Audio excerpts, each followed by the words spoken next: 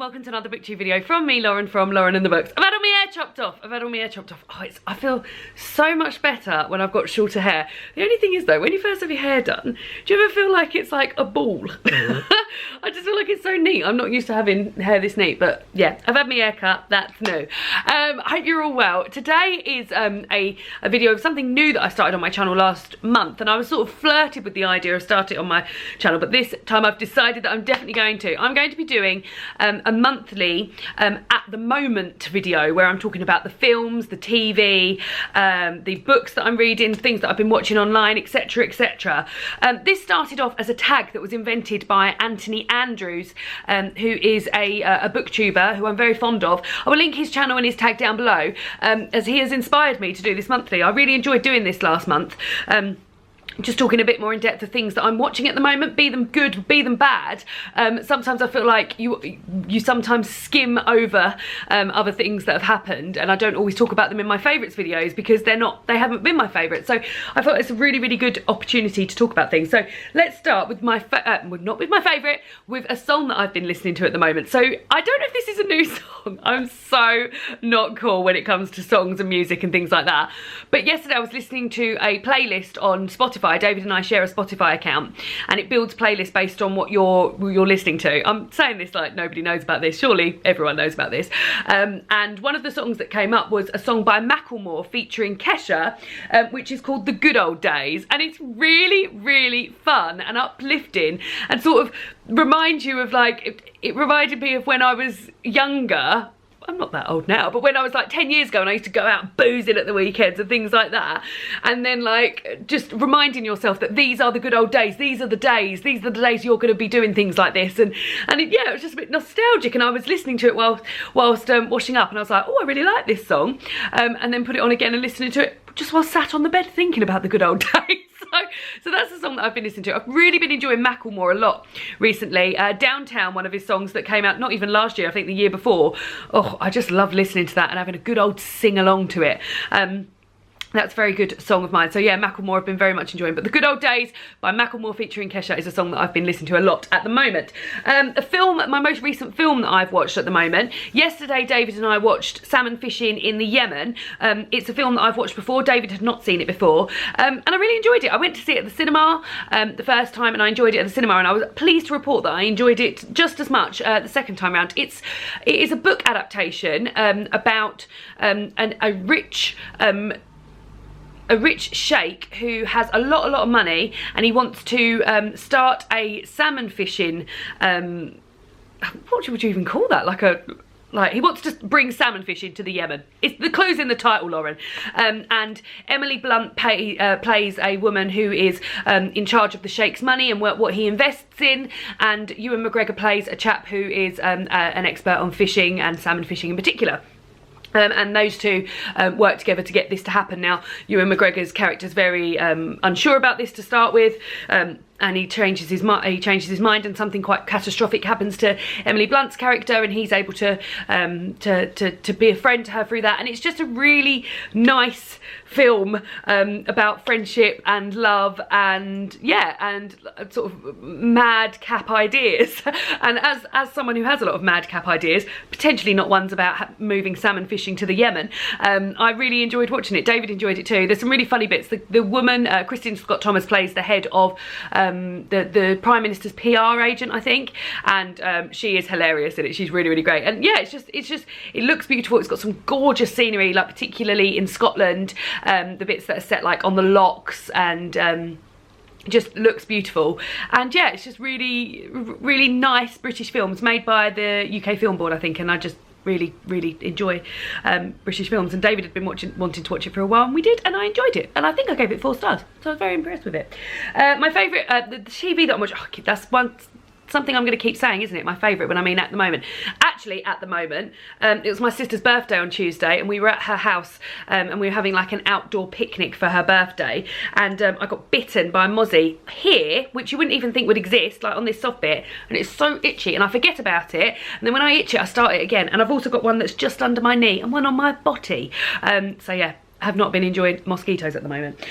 TV programmes we've been watching at the moment. David and I have just started watching 2 new series. One is a new series of an old favourite of ours, which is Taskmaster. Taskmaster is a programme that's on Dave. It has a panel of 5 comedians and they are put to do small tasks, be it really small things like count how many beans are in a can of beans, to massive tasks like, I'm trying to think of a massive task, like find your way home from a destination that they've put you in and things like that. And yeah, we really enjoy this. We actually went to watch one of these episodes being screened. I think it was episode 7, so we've got a few to get to until we see our episode. But yeah, it's really, really fun. It's got some great comedians on it. Alice Levine, she's a radio presenter who I really enjoy and enjoy her hair a lot. Feel like that's who I tried to style my hair on, but it just doesn't go like that. And Lisa Tarbuck, who's someone that although I was aware of her, I didn't know how funny she was. Russell Howard, who's always been a big favourite of mine. And yeah, the new series is just great. It's a really, if you're looking for something that's to watch, and they've also started an American series as well.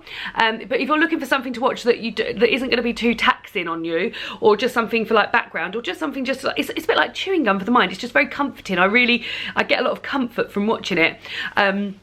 Taskmaster is where I would go, so that I've been watching. And also a new series, a brand new series of something new that I haven't seen before.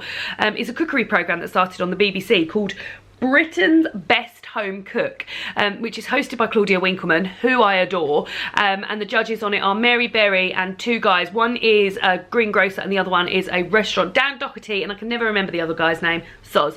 And it's got 12 home cooks who are all cooking against each other in competition to be Britain's best home cook. So what I like about this programme is that none of these home cooks have got really big like panache, and the things that they're cooking look like things I could cook at home. One of their challenges was to cook a burger with 2 sides. Well, I can do that off the top of my head.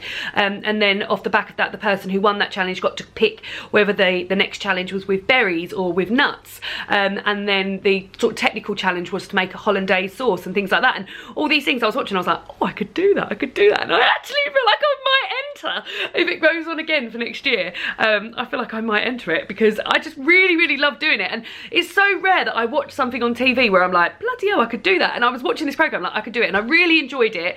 The first episode's been on it was on the BBC and it's on iPlayer. The second episode is on tonight. I'm filming this on Thursday, and I'm really looking forward to watching that when I get back from running club. So yeah, so those are 2 TV programmes that I've been watching at the moment. Books that I'm reading at the moment, I've left the bloody books over there, hold on. So I'm reading 4 books at the moment. The first one I am reading is, I'm listening to the audiobook of Rebecca by Daphne du Maurier. You may all know that Daphne du Maurier's Rebecca is one of my favourite books ever. I'm listening to the audiobook, which is narrated by Anna Passy. I'm enjoying it. It hasn't got to like the bones of the story yet, we're still in Monte Carlo, but I'm enjoying it. I wouldn't say I'm enjoying it as much as I did when I read it, but I am enjoying it. I'm also reading Mary Ann by Daphne du Maurier. This is a book that Mercedes and I picked up when we were on the BookTube meetup, and we both said, oh, we'd start it straight away. Well, we both did start it straight away, then we've both taken a bit of a hiatus, but I've got back into it recently and I'm really bloody enjoying it. Mary Ann is, this is a book that's based on fact and truth. Itchy arm, another mozzie bite. Mary Ann is, the character of Mary Ann is based on Daphne du Maurier's great-great-grandmother, I believe, and it starts, and you follow her life from her sort of like squalid beginnings, throughout her life. I'm into her life at the moment. She's had a really amazing life.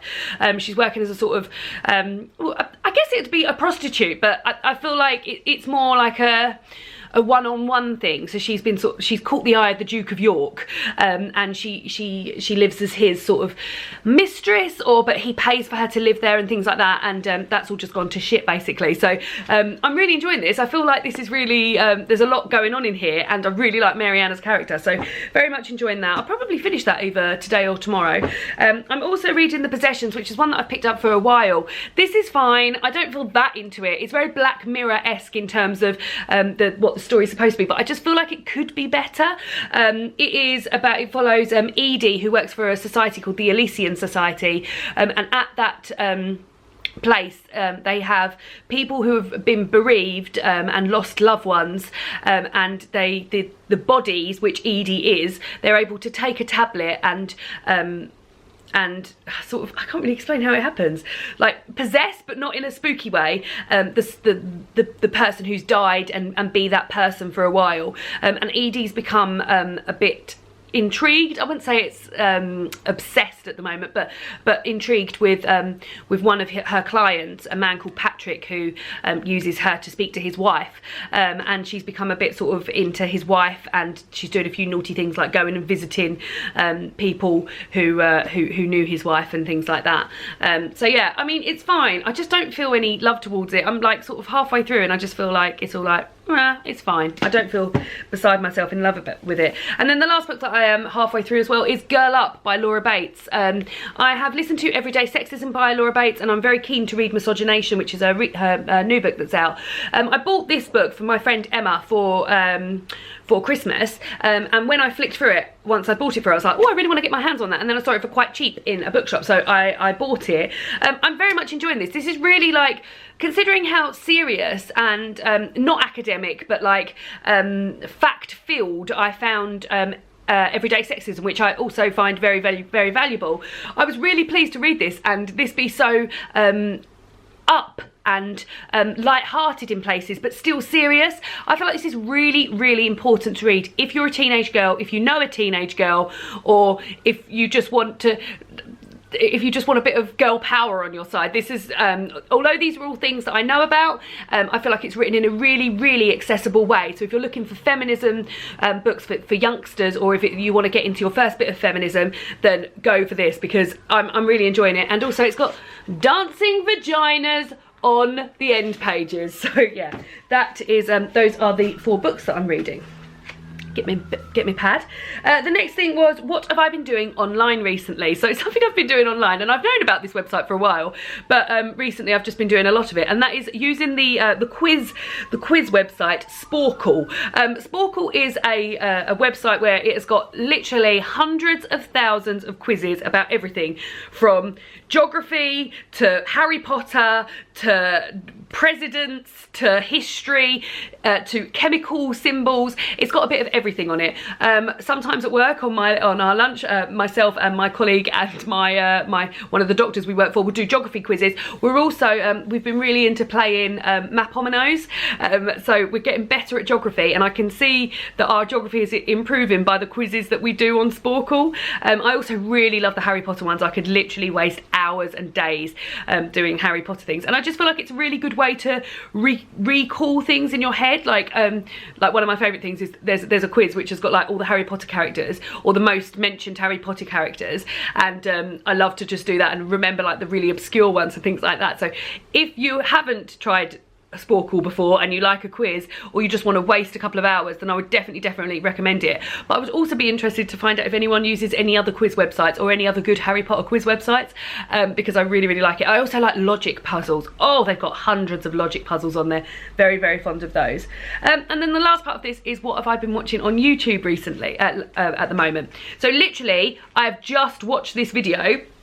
And this is Jamie Oliver, who is a UK chef. I own a lot of his cookbooks. I'm very, very fond of him. He is, I often say that if I was to meet him, I'd be really, really starstruck. I'm really fond of him, and I followed his career since the beginning, and I just feel like the things he's done for children's junk food and like higher welfare meat, when I used to eat meat and things like that, I feel in awe of him. And next week he is running something called the 5-day veggie challenge.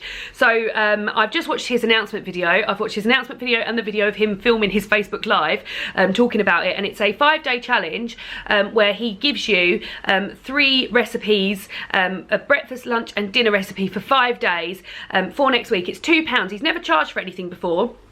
But he said that they've put a lot of work into this, and I really admire his work, and I'm happy to pay for something when I've lived off of his recipes, his free recipes on his website for 15 years. So I'm really happy to put some money behind it. And yeah, I just feel really excited about it. I'm going to link the channel down below, and I just feel like if you've ever considered eating less meat, or flirted with the idea of being a vegetarian or a vegan, then this might be the place for you to go and do that, and I would recommend you giving it a go. I'm really excited. So they we get the the shopping list for all the things that we're going to need to buy arrives tomorrow, and he's going to be in contact via text, which is unusual, and also via email all week. So I'm really, really excited to get into this and looking forward to it, and eating loads of delicious veggie food, because also I feel like when you become a vegetarian or a vegan, it's very easy to get stuck in the rut, I guess, with any diet really, of cooking the same thing all the time. Now recently I've got 2 very, very good vegan cookbooks, so we've had a bit of a pep up where we've been cooking a few more different things. Oh, like for instance, last night for dinner